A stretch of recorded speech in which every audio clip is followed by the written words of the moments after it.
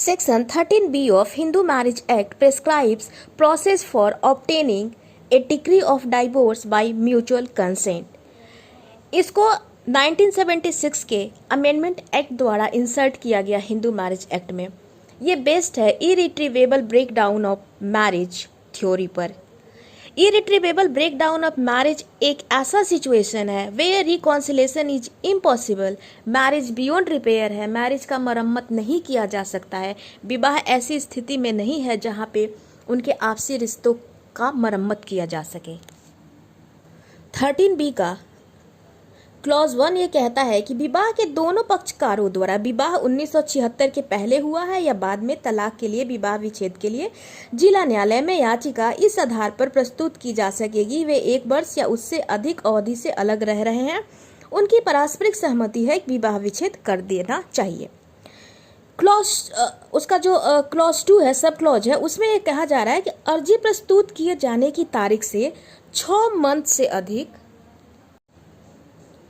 और उक्त तारीख से 18 महीने के पश्चात दोनों पक्षकारों द्वारा किए गए आवेदन पर इस बीच यदि वह अर्जी वापस नहीं ली जाती है तो न्यायालय पक्षकारों को सुनने के बाद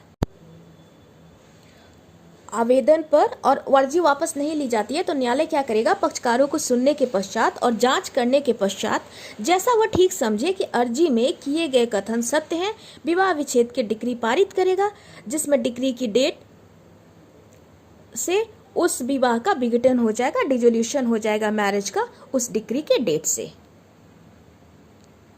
तो ये तो क्लियर हो गया कि 13B क्या है। HMA एक प्रोसीजर है for divorce by mutual consent.